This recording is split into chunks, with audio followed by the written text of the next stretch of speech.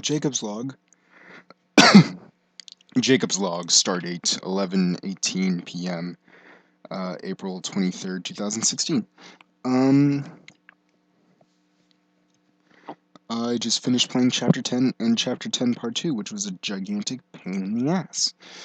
Um, but I'm done now, and I'm done for tonight. I just have to record everything, and I am free to go hug a puppy or something. I could really use one. Chapter 10. This is the one where you meet Riggs for the first time.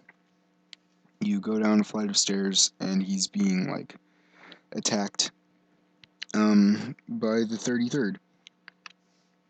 So you kill the 33rd, naturally, because that's your answer to everything. Just fill it with bullets until eventually it's not a problem anymore. Riggs has a similar plan, except his is a little bit more sophisticated. His plan, and Adams points out that this is insane and stupid, and so does Conrad. Conrad, by the way, only tells the truth. That's his thing. Conrad is the truth sayer. Walker is the deceiver.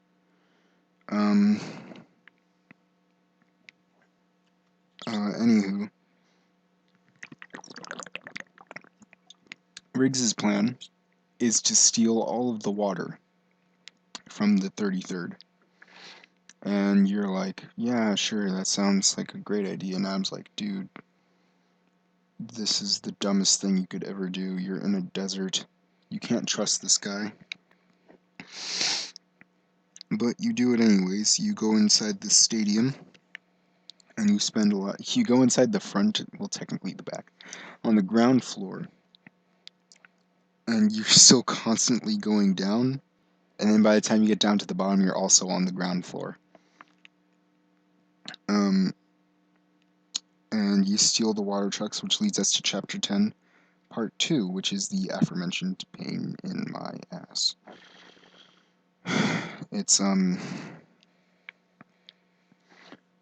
the water is on trucks, and you get on the trucks, and they drive themselves. It becomes a rail shooter, and you have a grenade launcher. So cool, you'd think that this would be a power fantasy, right? You don't have to worry about running, you have a really powerful gun, you just gotta shoot people. Well, the game glitches a lot in stupid ways, and a level that should be just like, oh yeah, you can do this on autopilot because it doesn't matter. You're not really being tested for your skill here.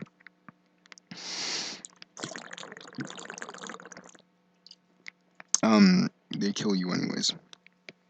Which I'm like 99% sure is a glitch, because a lot of times in the game, there will just be random bullets. And I don't know if this is my version, but my version has been really, really glitchy tonight. My favorite so far. It's really annoying, but it kind of helps. The enemies will spawn behind cover, and then they won't move. So there'll be like 5 guys behind the same cover. And I'm walking around the battlefield because I'm in one of those things where you have to wait. And there's no enemies, so I'll walk up and I'll find 5 guys standing behind the same cover, and they don't react, so I kill them all. Like, super easily.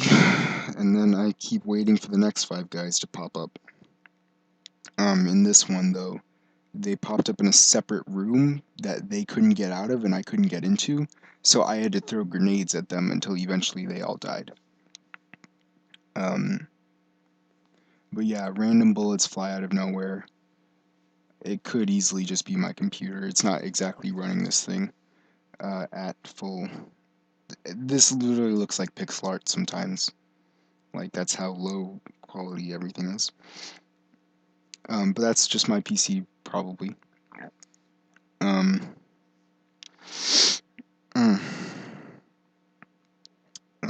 Yeah. So you could steal the water trucks, you get a grenade launcher, the game kills you for no reason, with no enemies around, and you eventually crash the trucks, which leads us to Chapter 11. Chapter 10 was the first time that we get to see one of the famous loading screen fuckery, for lack of a better word. Um, it was a note on cognitive dissonance, like defining what it is. And I thought that was a really subtle thing. It's like it's an uncomfortable feeling when you hold two um, conflicting beliefs. It's a feeling I'm very familiar with, but couldn't think of the word, and I think it's definitely what Conrad is feeling right now. Because he wants to be the hero, but he knows what he's doing is wrong, and those two ideas are fighting, and it's leading him to lead to extremes where he extremely wants to be the hero, and to be the hero, he has to do bad things in his mind. And though being the hero means getting rid of the bad things.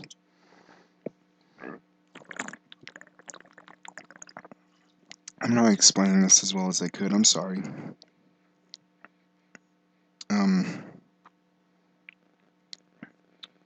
Future Ben, I think you're probably going to be. I'm sorry, Jacob. Jacob, you're probably the only one who's going to be watching this.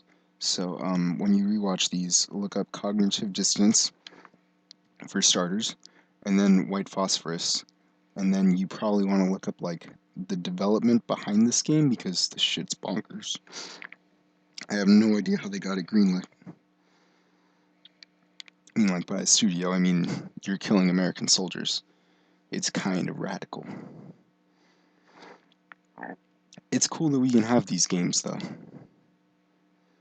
It's really important, actually. Games have been censored for a lot less than this.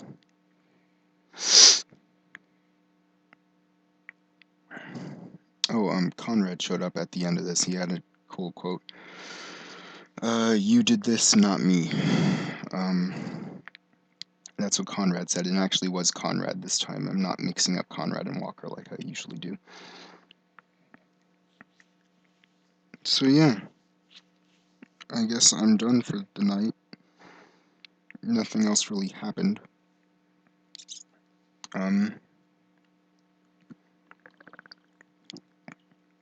I'll see you in the future then.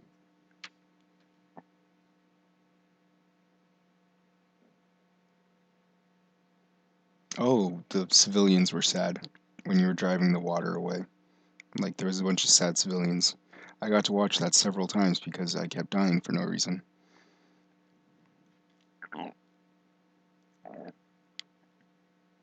If it sounds like I hate this game, I don't. This is my third time playing it, and I'm like past the honeymoon stage, and now I'm like married for 10 years, and I'm starting to realize that all the things that were adorable when I first met my person are really bad. Like the adorable way that Spec Ops was super addicted to heroin and like couldn't get enough of the stuff. Now I'm realizing, holy crap, I probably shouldn't have married that person. But it's a fantastic game still. Like, I'm only ragging on the bad stuff because I'm noticing it a lot more this playthrough. And also because this game is super depressing. And I'm super tired.